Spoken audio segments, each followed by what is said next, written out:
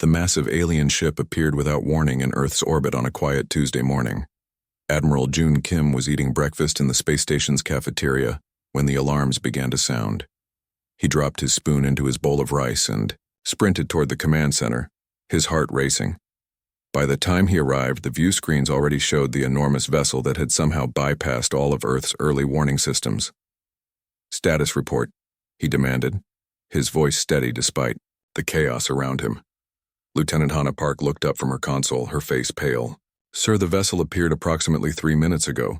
No warning, no entry signature, it's just... there." Admiral Kim studied the alien ship. It was beautiful in a strange way, with a silver-blue hull that seemed to ripple like water despite being solid metal. The vessel was at least 20 times larger than Earth's biggest space station. "Any hostile actions?" he asked. "None, sir," replied Lieutenant Park.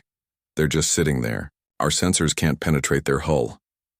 The command center fell silent as everyone stared at the view screen. Then a soft beeping sound came from Lieutenant Park's console. "Sir," she said, her voice trembling slightly. "They're hailing us."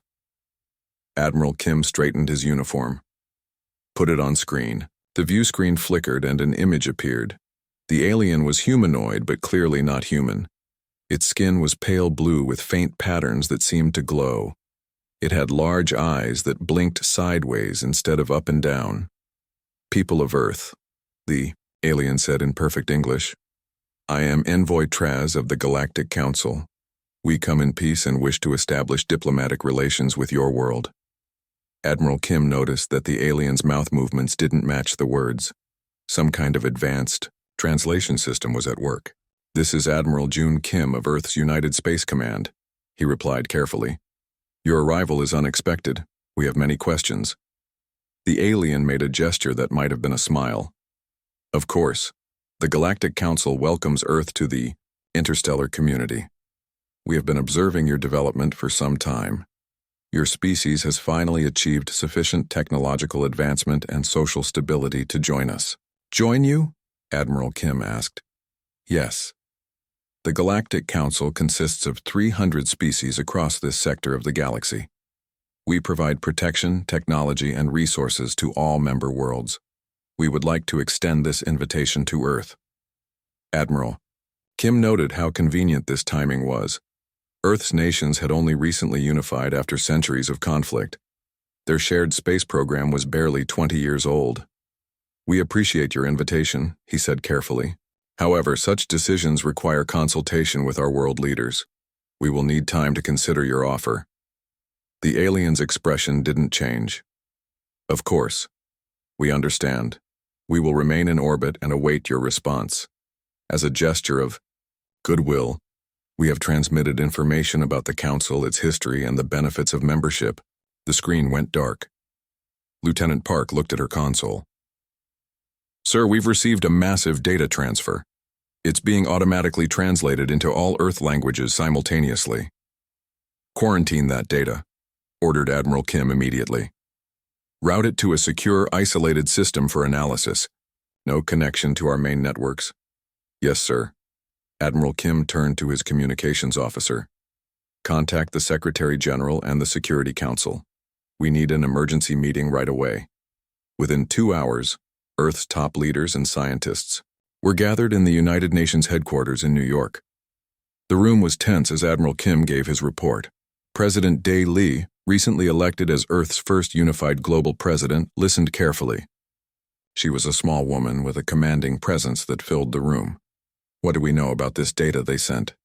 she asked when Admiral Kim finished speaking. Dr. Sung, Earth's leading expert in xenobiology, stood up. The elderly scientist adjusted his glasses before speaking. "The information appears genuine. It details a vast interstellar community with technological capabilities far beyond our own. The Council claims to have existed for over 50,000 years." "And the catch?" President Lee asked. "There's always a catch." Dr. Sung nodded. "Our cybersecurity team found something concerning. Hidden within the data were microscopic programs, seemingly designed to interface with and potentially control Earth systems. They were sophisticated enough that our standard security would not have detected them. Murmurs spread through the room. Admiral Kim added, "We've also analyzed their biological information. The Council consists primarily of collective-minded species. Their social structures are based on assimilation rather than cooperation." President Lee frowned. "They don't understand individual sovereignty?" "Exactly," said Dr. Sung. "They talk about membership, but what they really mean is absorption." Minister Jun from the Defense Department spoke up. "We should consider the military implications. Their technology could easily overwhelm our defenses." "But direct confrontation would be suicide," countered Ambassador Jin, a tall man with a diplomatic reputation for finding peaceful solutions. "We need another approach." President Lee stood up, silencing the room. "We will not be intimidated, but neither will we be foolish." "Admiral Kim, what does your gut tell you?" Admiral Kim considered the question carefully. "They expected us to agree immediately. Our hesitation has already surprised them. I believe there's an opportunity here, but we need to be very careful." "Then, we need to buy time," said President Lee. "Ambassador Jin, prepare a diplomatic response saying we are honored by their interest, but need 2 weeks to properly consider their proposal. That should give us time to prepare a real strategy." "Ambassador," Jin nodded. "And what will that strategy be?" President Lee looked around the room at Earth's best minds. "We'll show them something they don't expect. Dr. Sung, analyze everything we have on their biology and psychology. Minister Jun, I want defensive options that don't look like defenses. Dr. Lee from Technology, see what you can learn from their transmission technology." She paused, her expression determined. "They may have been watching us for centuries, but they've revealed something important. They don't truly understand humans. If they did, they wouldn't have tried to slip those programs past us." As the meeting continued into the night, satellite images showed 3 more alien ships joining the first in Earth's orbit. They made no aggressive moves, but their presence was a clear message. Earth had 2 weeks to decide its future, and the clock was ticking. Admiral Kim stood at the window of the conference room, looking up at the night sky where he knew the alien ships were watching. Humanity had finally found peace among itself, only to face a new challenge from the stars. But perhaps that challenge was exactly what Earth needed to truly unite. "We won't be joining their council," he said quietly to himself. "At least not on their terms." 2 weeks passed quickly. Earth used every minute to prepare. In a secure underground facility beneath the old United Nations building, Ambassador Jin practiced his speech for the 100th time. His dark suit was perfectly pressed, his posture straight and dignified. Behind him, President Dae Lee watched with approval. "Remember," she said quietly, "show respect, but remain firm. We are not afraid." Ambassador Jin nodded. "I understand the importance of this moment, Madam President." The room around them buzzed with activity. Scientists monitored equipment designed to detect any hidden transmissions. Security personnel stood at attention. This would be humanity's most important diplomatic meeting in history. "It's time," announced Admiral Kim, entering the room. "The Council representatives are ready for our response." President Lee took a deep breath. "Very well. Let us show them who humans really are." In the center of the room stood a circular platform surrounded by advanced holographic projectors. These had been hastily developed by studying the alien technology. Ambassador Jin stepped onto the platform. "Activating transmission in 3, 2, 1, called out a technician. The air around Jin shimmered, and suddenly he appeared to be standing in a vast chamber. 17 different alien beings faced him in a semicircle. Each species was startlingly different. Some had multiple limbs, others glowing appendages. One appeared to be made entirely of shifting crystal. At the center sat Supreme Counselor Traz. His translucent head pulsed with blue light as he spoke. "Ambassador Jin of Earth, we welcome you to this council session. Are you prepared to deliver your world's response to our generous invitation?" Every word was translated perfectly into Jin's earpiece. The Earth team had developed special technology to prevent any hidden programs in the translation. Jin bowed slightly. On behalf of Earth and all humanity, I thank the Galactic Council for your invitation and the time you have granted us to consider it. The aliens waited expectantly. Several made movements that Jin interpreted as nods or smiles. After careful consideration and discussion among all Earth nations, Jin continued, "We must respectfully decline membership at this time." Silence fell across the transmission. The council representatives looked at each other in apparent confusion. Some made rapid movements that the translation system couldn't interpret. Supreme Counselor Traz's head darkened slightly. "Perhaps we have not made the benefits clear," he stated, his tone even. "The Galactic Council offers advanced technology that would solve your energy, health, and climate challenges.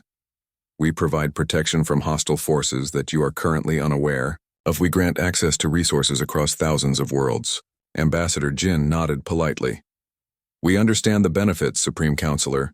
However, our decision is based on other factors." "What factors could possibly outweigh such benefits?" asked another alien. This one had 4 eyes that blinked in sequence. Jin looked directly at the Supreme Counselor. "During our analysis of your initial transmission, we discovered intrusive programming designed to interface with and potentially control Earth's systems. This was done without our knowledge or consent." The council members shifted in what appeared to be discomfort. Some made rapid gestures to each other. "Those are standard protocols for new species integration," explained a small, insect-like counselor. "They ensure compatibility between your systems and the greater council network." Nothing sinister was intended. "For humans," Jin replied firmly, "consent must precede compatibility. This is a fundamental principle of our society." Back in the Earth facility, President Lee nodded with approval as she watched the exchange on the monitors. Ambassador Jin continued, "Additionally, our analysis of council history indicates that member worlds gradually lose their cultural and governmental uniqueness. Over time, they become more like the founding 17 species. Uniformity creates harmony," stated Supreme Counselor Traz. "It is the natural evolution of civilization." "With respect," Jin countered, "humans see diversity as our greatest strength. We have thousands of languages, cultures, and perspectives. This variety has driven our progress and creativity." Jin paused, letting his words sink in. "We propose instead a limited cultural and scientific exchange program, with mutually agreed upon boundaries. This would allow us to learn from each other, without requiring Earth to surrender its sovereignty." Supreme Counselor Traz's color darkened further. "No species has ever refused council membership. The alternative is isolation." Jin smiled gently. "Then we choose isolation, until terms respecting our autonomy can be negotiated." With that statement, gasps and sounds of shock echoed through the council chamber. Several representatives began, speaking rapidly in their native languages, overwhelming the translation system. Supreme Counselor Traz raised a limb for silence. When the chamber quieted, he focused all 4 of his eyes on Jin. "Your species is young, Ambassador. Perhaps you do not understand the dangers of the galaxy without council protection. There are predatory civilizations that would not hesitate to conquer an unaligned world like Earth. We are prepared to defend ourselves," Jin replied simply. "With your primitive technology?" Another counselor laughed, a gurgling sound. "Your most advanced weapons would not penetrate even our civilian vessel shields." Ambassador Jin bowed slightly. "Then we will need to be creative. Humans excel at finding unexpected solutions." "This is your final decision?" asked Supreme Counselor. "Traz, it is," confirmed Jin. "But we remain open to future discussions on terms of mutual respect and autonomy." "Very well," said Traz. His tone remained even, but his skin now pulsed with darker colors. "We will consider your counter-proposal. This session is concluded." The holographic projection faded, and Jin found himself back in the underground facility. The room remained silent for several seconds. President Lee was the first to speak. "Well done, Ambassador." Admiral Kim approached, his face serious. "They're mobilizing their fleet. Not attacking, but definitely a show of force. 4 more vessels have entered orbit around Earth. As expected, Jin replied, loosening his tie slightly. They believe they can intimidate us into changing our position. Colonel Min, head of Earth's newly formed Space Defense Force, stepped forward. All defense systems are on standby. The Ghost Protocol is ready to activate on your command, Madam President. President Lee nodded. Activate Phase 2. Let's show the Galactic Council that humans are full of surprises. As the team moved quickly to their stations, Jin stared at the blank space where the alien representatives had been projected. He wondered if any species had ever stood up to the Council before. Perhaps humans would be the first to succeed where others had failed. Outside, the night sky was clear and filled with stars. Somewhere up there, 8 massive alien vessels were positioning themselves around Earth, thinking they held all the power. They were about to learn how wrong they were. While the diplomats had been talking openly with the Galactic Council, humans had been working in secret. Deep beneath the Rocky Mountains, in a facility unknown even to most government officials, Dr. Yuna Lee watched her team of engineers and scientists work tirelessly. The underground complex hummed with activity. Hundreds of the brightest minds from around the world had been gathered here since the alien ships first appeared. Dr. Lee checked her watch. They were running out of time. Progress. Report, she called out, her voice echoing in the vast chamber.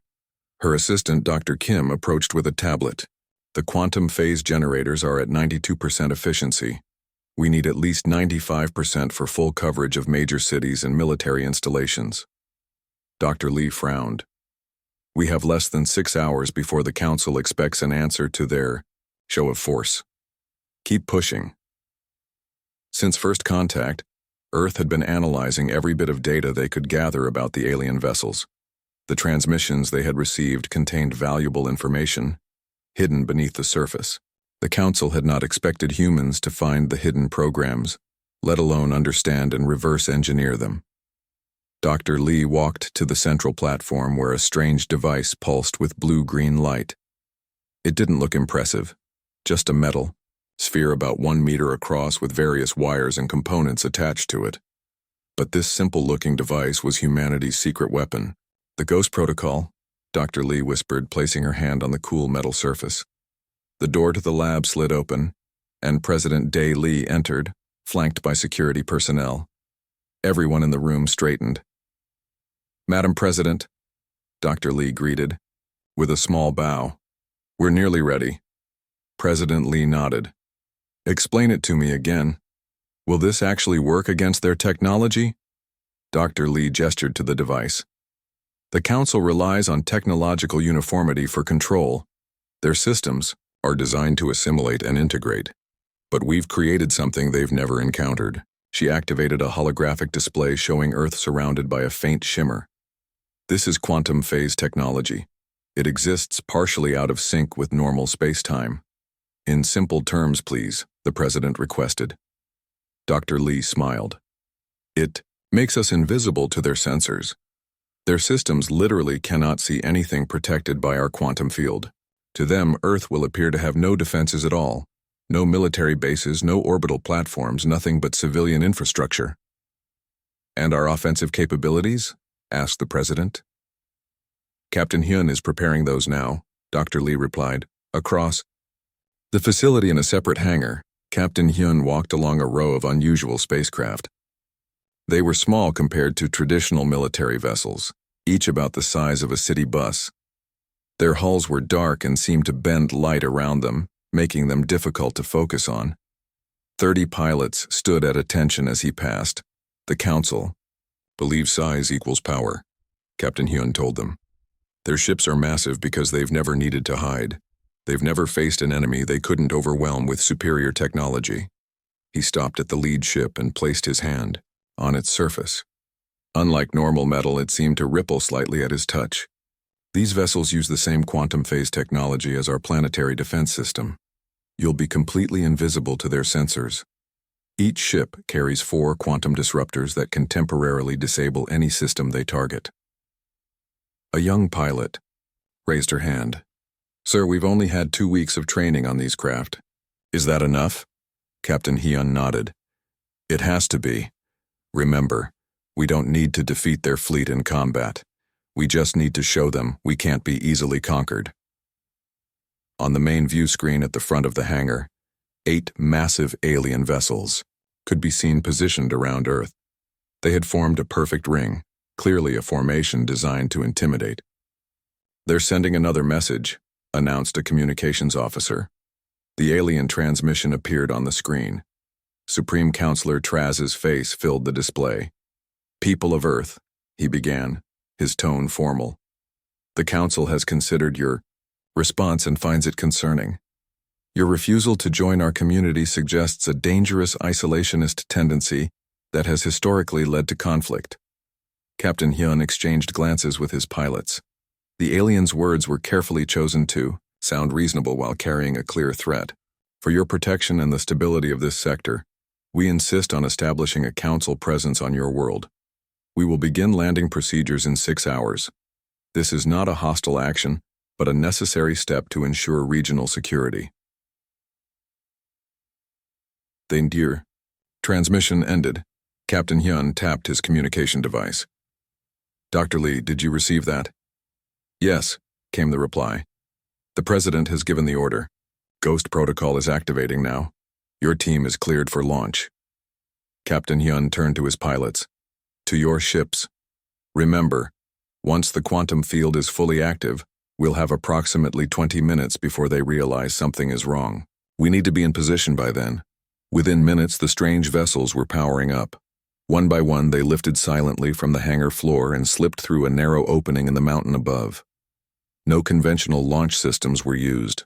Another innovation developed from studying the alien technology. As the stealth fleet flew high above Earth, Captain Hyun watched his tactical display. The quantum field was spreading across the planet below, city by city, base by base. Soon, to the alien sensors, Earth would appear defenseless. "All ships, maintain formation," he ordered. "Phase generators to maximum." The 30 vessels spread out, becoming virtually invisible against the blackness of space. They approached the massive alien fleet, each human ship positioning itself near a critical system on the Council vessels. On the Council command ship, the alien commander stared at the readings with confusion. "Something is wrong," he told his crew. "Earth's defense systems are disappearing from our scans." "They must have shut them down," suggested his second-in-command. "They've surrendered without resistance." The commander wasn't convinced. No civilization simply surrenders. Increase scan power. But no matter how they adjusted their sensors, Earth appeared increasingly bare, just cities and civilians. No military presence at all. Preparing for standard integration, the commander finally announced. "Begin approach for landing operations." As the massive Council ships moved closer to Earth, their engines glowing with power, something strange happened. Earth completely vanished from their sensors. At that exact moment, Captain Hyun gave the order. "Activate disruptors." The 30 human vessels simultaneously fired quantum disruptors at specific points on the Council ships. The invisible energy beams connected with the alien vessels, and immediately their lights flickered. Weapon systems went offline. Engines sputtered and died. From the Council commander's perspective, it was as if some invisible force had reached out and disabled their most critical systems all at once. Captain Hyun opened a communication channel. "This is Captain Hyun of Earth. Your weapons and engines are now disabled. We have no desire for conflict, but we will not be intimidated or assimilated." The Council commander stared in disbelief at his useless controls, then at the empty space, where Earth should have been. Somehow, this primitive species had developed technology the Council had never seen before. For the first time in thousands of years, the Galactic Council faced something they hadn't expected. A species that refused to follow their rules. The Galactic Council called an emergency session for the first time in 10,000 years. In the vast council chamber, representatives from all 300 member species gathered. The normally orderly room buzzed with nervous conversation. Many had traveled across great distances to attend. This was unprecedented in living memory. Supreme Counselor Traz entered the chamber, his skin pulsing with dark colors that indicated stress. The room fell silent as he took his position at the center of the raised platform. "Esteemed representatives of the Galactic Council," he began, his voice amplified throughout the chamber. "We face a situation without precedent in our recent history. Holographic displays activated around the chamber, showing images of Earth and the disabled Council ships. Humans have demonstrated technology we cannot counter," Traz continued. "More disturbing, they have refused our guidance. This is something unprecedented in Council history." Murmurs spread throughout the chamber. Many representatives looked at each other in confusion. "How is this possible?" asked the representative from the Vril, a species with multiple eyes that blinked rapidly when agitated. "They are a young civilization. Their first space flights occurred less than a century ago." "We are investigating," replied Traz. "But initial analysis suggests they developed quantum phase technology by studying our own systems. They found weaknesses we did not know existed." The Mer representative, an aquatic species who attended via a water-filled floating sphere, moved forward. "What threat do they pose to the Council?" Traz's colors shifted to a more neutral tone. "We do not believe they intend aggression. They have not destroyed our vessels, merely disabled them. They continue to request diplomatic relations, but as equals, not as members." "As equals?" The very concept seemed to confuse many in the chamber. "We have invited a human representative to address the Council," Traz announced. "This is also unprecedented, but these are unprecedented times." A door at the far end of the chamber opened, and Ambassador Jin entered. Many representatives recoiled, slightly, or made gestures of surprise. Humans were still considered primitive by Council standards, and none had ever entered this sacred chamber before. Jin walked confidently to the center of the floor, facing the assembled representatives with a calm expression. He wore a simple dark suit with a small Earth emblem on his lapel. "Members of the Galactic Council," Jin began, his voice clear and steady. "Thank you for allowing me to address you today. I understand this is unusual." The translation systems converted his words into the hundreds of languages used by Council species. "In the 2 weeks since our first contact with your civilization, we have studied your history extensively," Jin continued. "The Council began 50,000 years ago as a cooperative alliance between 17 species." He activated a holographic display showing the original Council formation. Each founding species contributed unique perspectives and technologies. You created something remarkable, a true interstellar community based on mutual benefit. Jin changed the display to show the current Council structure, but over time it became this, a hierarchical system with the founding species controlling everything. New members surrender their autonomy in exchange for protection and technology. Angry sounds erupted from some representatives, but Jin noticed that many remained tellingly silent. "You're not a council anymore, you're an empire," Jin stated firmly, "and we suspect many of your member species would leave if they could." The chamber erupted with shouting and movement. Supreme Councilor Traz raised his limbs for silence, but the commotion continued. Then something unexpected happened. A representative from the Nari species stood. The Nari had been integrated into the Council only 2 centuries earlier. They were tall, slender beings with iridescent skin. "The human speaks truth," the Nari representative said, voice amplified above the noise. "We were not told integration meant losing our self-determination. When we joined, we were promised a voice in Council matters, but our suggestions are always overruled." Others joined in, one after another. Representatives from recently integrated species began to stand and speak out. Many had similar complaints. Technologies taken rather than shared, cultural practices suppressed, governance structures altered to match Council standards. Supreme Councilor Traz finally managed to restore order. His skin now pulsed with rapid patterns that Jin could not interpret. "This is highly irregular," Traz stated. "These concerns should be addressed through proper channels." "The proper channels have failed," replied the Nari representative.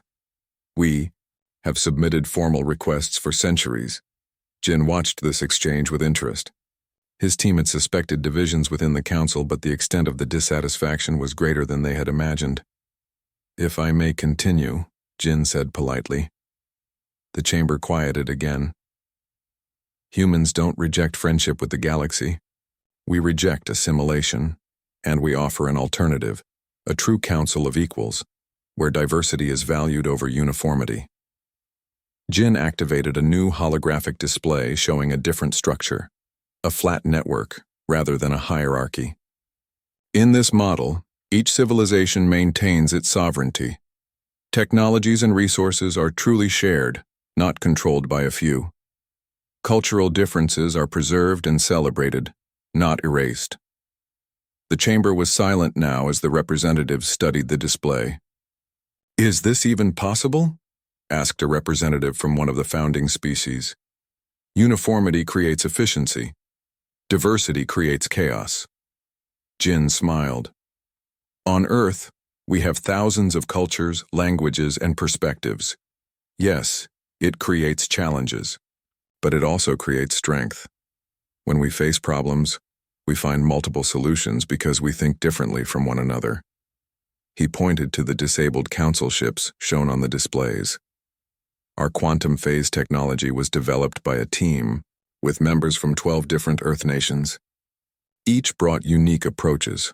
Together they created something none could have made alone."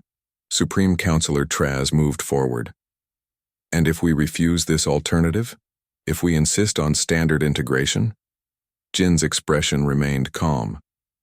"Then, we will defend our independence. But we hope it doesn't come to that. Earth genuinely wishes for peaceful relations with all galactic civilizations." The chamber fell silent again. For thousands of years, the Council had followed the same pattern: discover new civilizations, offer membership with its benefits and hidden costs, then gradually absorb them into the collective. No species had ever refused. No species had ever offered an alternative. "The Council must deliberate on this matter," Traz finally announced. "Ambassador Jin, you will be escorted to waiting quarters." As Jin left the chamber, he noticed many representatives watching him with what seemed like hope in their various eyes and sensory organs. For some, this was the first time in centuries they had heard someone challenge the Council's methods.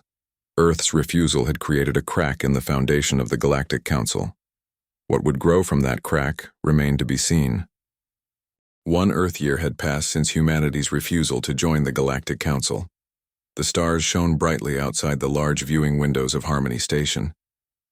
The space station, built jointly by humans and 23 former Council species, orbited a neutral point between solar systems. Its design combined the best elements of various civilizations' architecture. Curved organic sections connected to geometric modules. Gardens with plants from a dozen worlds grew throughout the structure. President Day Lee adjusted her formal suit as she prepared to address the first official meeting of the Alliance of Independent Worlds. Despite her small stature, she carried herself with confidence and dignity. "Are you ready, Madam President?" asked Admiral June Kim, now serving as Earth's ambassador to the stars. President Lee nodded. "As ready as one can be when making history, Admiral." They walked together through wide corridors where beings from many worlds moved about their business. Some were wildly different from humans, crystalline entities that floated rather than walked, beings of living metal, creatures that communicated through color changes in their skin. Yet all acknowledged the human leaders with gestures of respect. The main chamber of Harmony Station was a marvel of engineering. A central platform was surrounded by delegation areas for each member world. Unlike the Galactic Council's hierarchical arrangement, here all positions were equal distance from the center. The chamber was designed so that every delegation could see and hear all others directly. As President Lee took her position on the platform, the chamber quieted. Representatives from 24 worlds watched her with various sensory organs. "Today marks a new chapter in galactic history," she began, her voice strong and clear. "Not one of assimilation, but of true cooperation. The Alliance of Independent Worlds welcomes all who seek friendship without surrendering their unique identity." The translation systems converted her words into 24 languages simultaneously. Lights and colors flashed in approval from various delegations. 1 year ago, Earth stood alone against the Galactic Council. She continued, "Today we stand together with new friends and allies. Each of us different yet united in our belief that diversity brings strength." She activated a holographic display showing the agreed-upon charter. Our founding principles recognize the sovereignty of all member worlds. We share knowledge and resources freely, but each civilization retains its unique culture and governance. The chamber filled with sounds of approval. For many of these species, this was their first taste of true independence in centuries. As President Lee concluded her address, the main doors opened. A delegation from the Galactic Council entered, led by Supreme Counselor Traz. The chamber fell silent as the council representatives took their designated observer positions. Admiral Kim stepped forward to greet them. "Supreme Counselor Traz, the Alliance welcomes you as observers to our first session." Traz's skin pulsed with subtle patterns that Kim had learned to recognize as thoughtfulness. "We come seeking understanding, Admiral Kim. Your alliance has changed the political landscape of this sector in ways we never anticipated." The past year had seen dramatic changes. After the emergency council session, 23 species had formally requested to leave the council. When their requests were initially denied, they simply withdrew anyway, following Earth's example of independence. The council, faced with its first real challenge in millennia, had been forced to adapt. Their initial threats of sanctions had given way to reluctant acceptance of the new reality. "Please join me in the diplomatic chamber after the session," Admiral Kim offered. "We have much to discuss." Later, in a smaller meeting room, Admiral Kim and Supreme Counselor Traz sat across from each other. Large windows showed the stars beyond. "You've changed everything," Traz admitted, his translator conveying a tone of resignation. "In 50,000 years, no species ever questioned our methods. Sometimes the greatest gift is hearing no," Kim replied. "It forces you to reconsider your path." Traz made a gesture Kim recognized as agreement. "The council is changing slowly. Some of the founding species resist, but others see the necessity. Change is never easy," Kim acknowledged, "but it can lead to growth." "Your quantum phase technology," Traz said, changing the subject. "It has revolutionized space travel. The council would still value a technology exchange." Kim smiled. "The Alliance would welcome scientific cooperation with the council as equals." Elsewhere on the station, Dr. Yuna Lee led a group of scientists from 6 different worlds. They gathered around a laboratory table where components from various technologies were arranged. "By combining your crystalline computing with our quantum phase generators, we've increased efficiency by 300%, Dr. Lee explained to her colleagues. A Nari scientist made an excited gesture. "And our photonic relays eliminate the interference problem completely." This was happening throughout the station. Engineers from Earth worked alongside architects from Vril. Medical researchers from a dozen worlds shared discoveries that benefited all species. The exchange of ideas without forced assimilation had led to breakthroughs none could have achieved alone. In the training bay, Captain Hyun watched as pilots from Earth practiced alongside ships from allied worlds. Each species brought unique approaches to space travel and defense. "Your vessels move like water," commented a Mer pilot, her words translated through a small device. "We never considered such fluid maneuvers. And your energy conservation techniques are remarkable," Hyun replied, studying the Mer ship's unusual design. "We could learn much from each other." As the first day of the Alliance's official existence drew to a close, representatives gathered in the main chamber once more. The founding charter was displayed in the center of the room, ready for signing. Admiral Kim read the first principle aloud. "All member worlds retain their sovereignty and unique identity. Our strength lies not in becoming the same, but in celebrating our differences." One by one, representatives from 24 worlds signed the document. Even Supreme Counselor Traz, present as an observer, seemed impressed by the ceremony. When the signing was complete, President Lee addressed the gathering once more. "Today marks not an ending but a beginning. The galaxy is vast with room for many approaches to civilization. The Alliance does not seek to replace the Council, but to offer an alternative. Perhaps someday both organizations will find a way to work together for the benefit of all. As the delegates dispersed to celebration events throughout the station, Admiral Kim found himself standing beside President Lee at one of the large observation windows.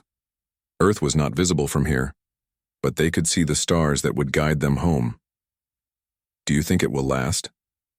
President Lee asked quietly. Kim considered the question. "It won't be easy. 24 different species with different needs and perspectives. There will be conflicts and challenges." "But," she prompted. "But humanity has faced similar challenges throughout our history," he replied. "Different nations, different cultures, learning to work together despite our differences. Perhaps that was preparing us for this moment." President Lee smiled. "We surprised them by turning down diplomacy on their terms. Now we've surprised them by creating something new." Humanity had reimagined what galactic cooperation could look like. In doing so, they had changed the course of galactic civilization. Not through superior technology or military might, but by offering something the Council had forgotten long ago: the value of saying no and the strength found in true diversity. It was just the beginning. The end.